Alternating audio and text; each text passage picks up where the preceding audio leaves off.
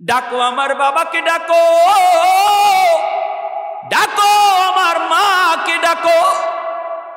আজ যদি আমি জাহান্নামী হই, আমাকে যেই পরিমাণ শাস্তি তুমি দিবা, আমার মা আমার বাবাকে ডাবল শাস্তি দেও, ডাবল। হাসরের মাঠে আল্লাহর আদালতে সন্তান বাপ মার বিরুদ্ধে আল্লাহর কাছে ডাবল শাস্তির আবদার করবে। কারণ হলো বাপ মা দায়ী। আল্লাহর নবী রহমতের নবীও বাপ মাকে দায়ী করেছেন। আমার তেলাওয়াতকৃত আয়াতের অংশ বিশেষে আল্লাহ পাক বলেন, নিশ্চয়ই আল্লাহ তোমাদেরকে আদেশ করেন, তোমরা তোমাদের আমানত সমূহ তার মালিককে যথাযথভাবে বুঝাও। এটা আল্লাহর নির্দেশ। আমরা যেন আমাদের আমানত সমূহ সঠিকভাবে মালিককে বুঝাই। মানে মালিক যেভাবে বলে সেভাবেই যেন আমানত সমূহ, আমানতের বস্তুগুলি ব্যবহার করি। এটা আল্লাহর নির্দেশ। এই আয়াতে আল্লাহ পাক রব্বুল আলামিন আমানাত শব্দ এনেছেন বহু বচন, আমানাতুন এক বচন, আমানাত বহু বচন। এর দ্বারা আল্লাহ বুঝাইতে চাইলেন, বান্দা বান্দি শোনো, তোমরা যদি একটু খেয়াল করো তাহলে দেখবা তোমাদের কাছে একটা দুইটা আমানত নয়, বহু প্রকারের আমানতের বিষয় রয়েছে। একাধিক আমানতের বস্তু তোমাদের কাছে। এদিকে আল্লাহ ইঙ্গিত করলেন। এখন আমরা বুঝি আমানত কাকে বলে। যদি আমানত কাকে বলে এই জিনিসটা বোঝার চেষ্টা করি, তাহলে নিজেই বের করতে পারব আমার আপনার কাছে কত প্রকারের আমানত রয়েছে। আমানত শব্দের শাব্দিক অর্থ হল সহজ তর্জমা, যে জিনিস দখলে আমার কিন্তু মালিক আমি না, মালিক অন্য কেউ। এমন যত প্রকারের বস্তু বিষয় আমার আপনার কাছে আছে, সব বস্তু আমানত। সহজ ভাষায় দখলে আমার কিন্তু মালিক আমি না, মালিক অন্য কেউ। হতে পারেন তিনি আল্লাহ, অথবা হতে পারে সেটা মানুষ। আল্লাহর পক্ষ থেকেও এমন কিছু বিষয় আমার আপনার কাছে দেওয়া আছে, যে বিষয়গুলি, যে বস্তুগুলির মালিক আমি না, মালিক আল্লাহ, কিন্তু দখলে আমার আপনার। মানুষের পক্ষ থেকেও কিছু মানুষের কাছে এমন কোনো বস্তু থাকতে পারে যেটা দখলে তার, কিন্তু মালিক সে না, মালিক অন্য কেউ। এই বিষয়টা যদি আমরা বুঝি, তাহলে সবার আগে নজরে পড়বে আমার আপনার যে এই দেহ, এই প্রাণ। বলুন তো, এই দেহের মালিক আমি আপনি নাকি আল্লাহ? আল্লাহ। দখলে আমার, দেহটা দখলে আমার, কিন্তু মালিককে আল্লাহ। প্রাণ জান দখলে আছে আমার, কিন্তু মালিককে আল্লাহ। এমন অনেক প্রকারের বস্তু সামনে আমি বলবো ইনশা আল্লাহ।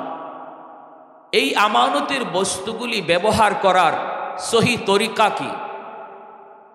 তরিকা হলো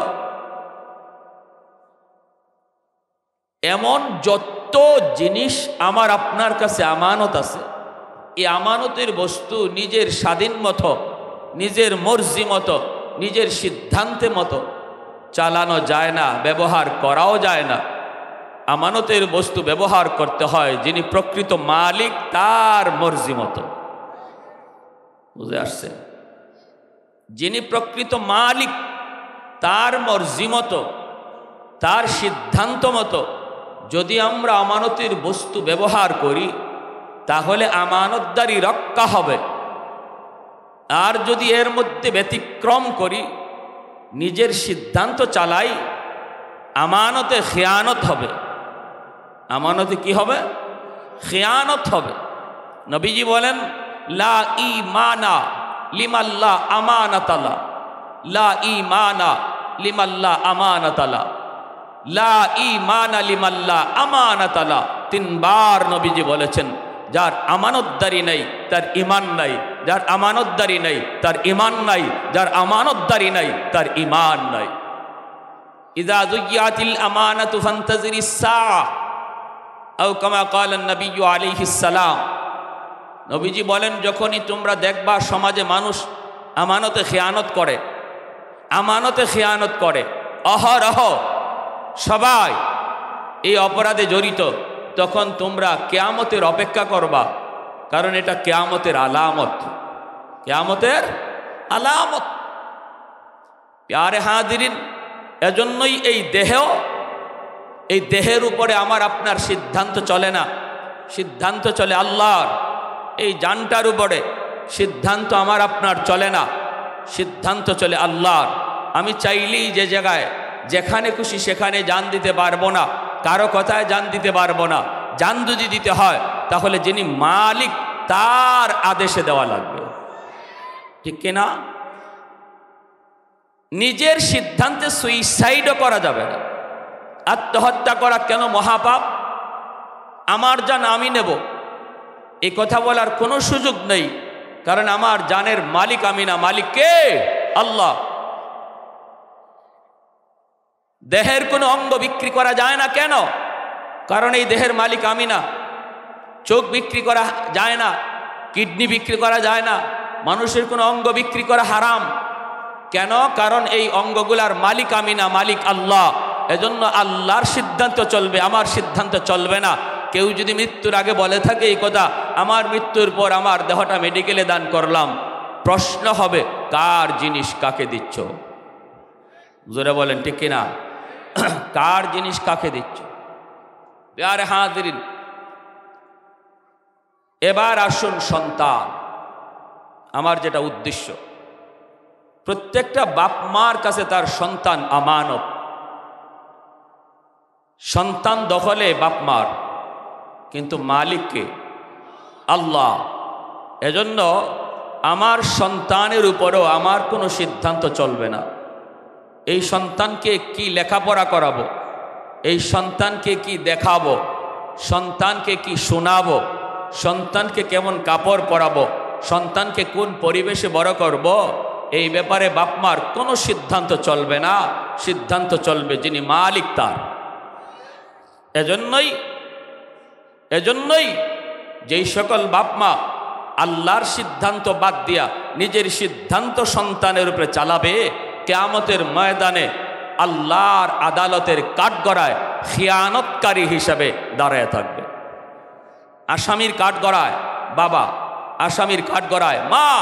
মামলা করেছে কে? মামলা করবে সন্তান নিজে। মামলা কে করবে? সন্তান নিজে। রব্বানা আতিহিম দিআফাইনি মিনাল আযাব ওয়ালআনহুম লানান কাবীরা। সন্তান বলবে, মালিক আমি শিশু ছিলাম, আমি বুঝতাম না, আমি ছোট্ট ছিলাম, কোন পরিবেশে আমি লেখাপড়া করব, কি শুনবো কি দেখব, এই ব্যাপারে আমার কোনো সিদ্ধান্ত ছিল না। ছিল আমার বাপ মার সিদ্ধান্ত, ছিল আমার বাপ মার। ও মালিক, কেন আমার মা, কেন আমার বাবা আমাকে ওই শিক্ষা দিলেন না, যেই শিক্ষায় শিক্ষিত হলে তোমাকে চেনা যায়, আখিরাত জানা যায়, জাহান্নাম থেকে বাঁচা যায়, জান্নাত পাওয়া যায়। কেন আমার বাপ মা এই শিক্ষা আমাকে দিলেন না? আল্লাহ, তোমার আদালতে বাপ মার বিরুদ্ধে মামলা করলাম। ডাকো আমার বাবাকে, ডাকো, ডাকো আমার মাকে, ডাকো। আজ যদি আমি জাহান্নামী হই, আমাকে যেই পরিমাণ শাস্তি তুমি দিবা, আমার মা আমার বাবাকে ডাবল শাস্তি দেও, ডাবল। হাসরের মাঠে আল্লাহর আদালতে সন্তান বাপ মার বিরুদ্ধে আল্লাহর কাছে ডাবল শাস্তির আবদার করবে। কারণ হলো বাপ মা দায়ী। আল্লাহর নবী, রহমতের নবীও বাপ মাকে দায়ী করেছেন। নবী বলেছেন, কুল্লু মাউলুদিন ইউলাদু আলাল ফিতরা ফাআবাওয়াহু ইউহাব্বিদানিহি আও ইউনাসসিরানিহি আও ইউমাজ্জিসানিহি। নবীজি বলেন, সমস্ত সন্তান দুনিয়াতে আগমন করে আল্লাহর পরিচয় নিয়া, এক আল্লাহর পরিচয় নিয়া। ইহুদির সন্তানটাও দুনিয়াতে আগমন করে, নাসারার সন্তানও আল্লাহর পরিচয় নিয়ে দুনিয়ায় আসে, হিন্দুর সন্তানও আল্লাহর পরিচয় নিয়ে দুনিয়ায় আগমন করি রে যুবক।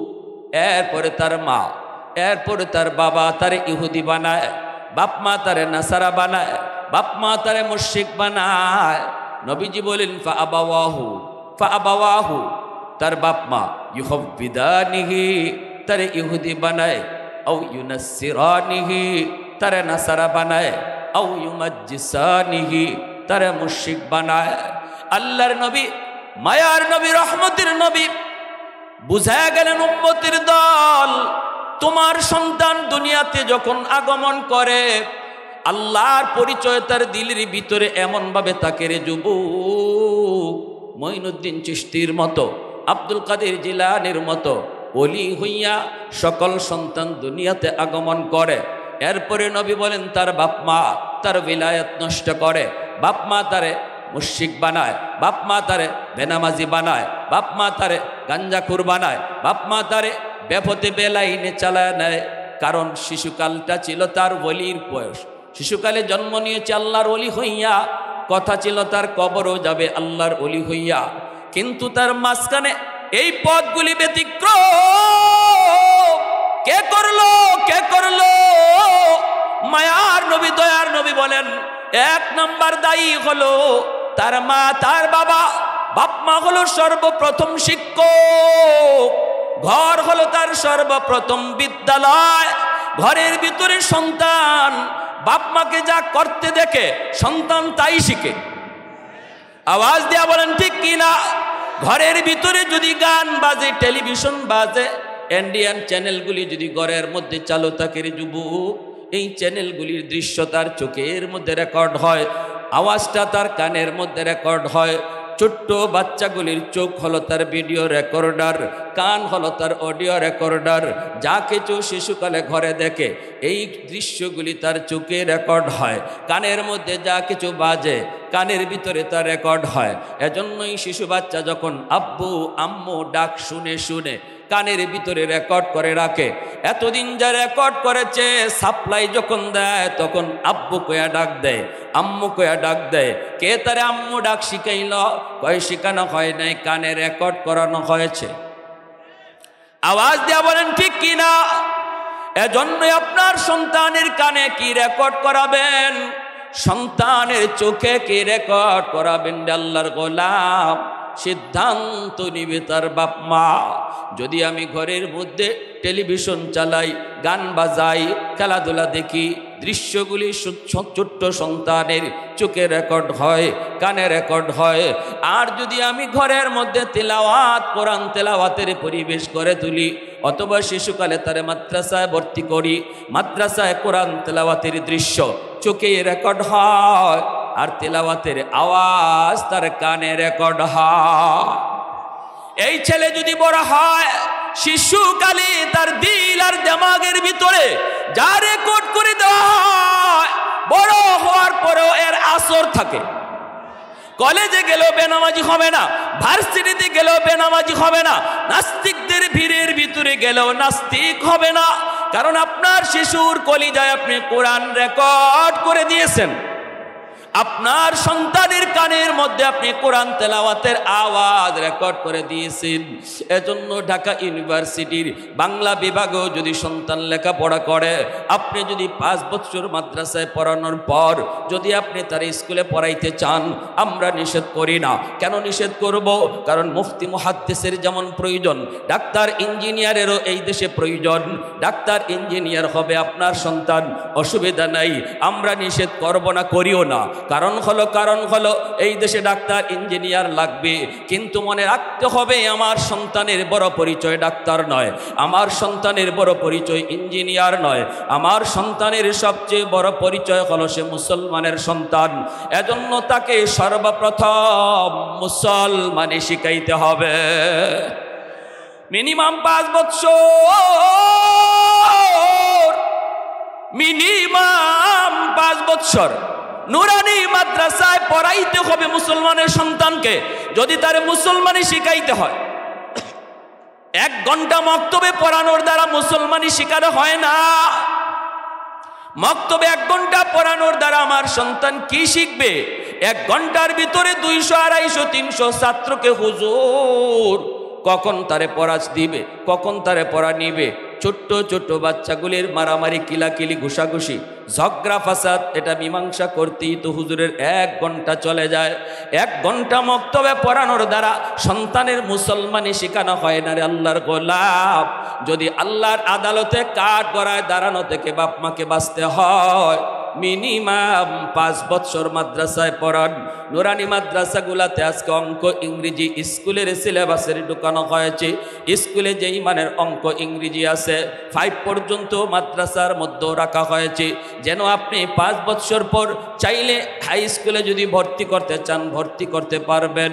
অঙ্ক ইংরেজিতে তার কোনো বিন্দু পরিমাণ ঝামেলা হবে না, বরং মাদ্রাসাতে আরো ভালো করে পড়ানো হয়। যদি আপনি হাই স্কুলে ভর্তি করেন, ছেলে বেনামাজি হবে না। যদি আপনি কলেজে যায়, সন্তান বেনামাজি হবে না, বাপ মার সাথে বেয়াদবি করবে না, ইসলামের বিরুদ্ধে কথা বলবে না, আমার নবীর বিরুদ্ধে কথা বলবে না, উলামায়ে কেরামের বিরুদ্ধে অবস্থান নিবে না। কারণ শিশুকালেই তার কলিজায় কোরআনের মহব্বত, উলামায়ে কেরামের মহব্বত তার কলিজায় ঢুকায় দেওয়া হয়েছে, কলিজার ভিতরে ঢুকায় দেওয়া হয়েছে।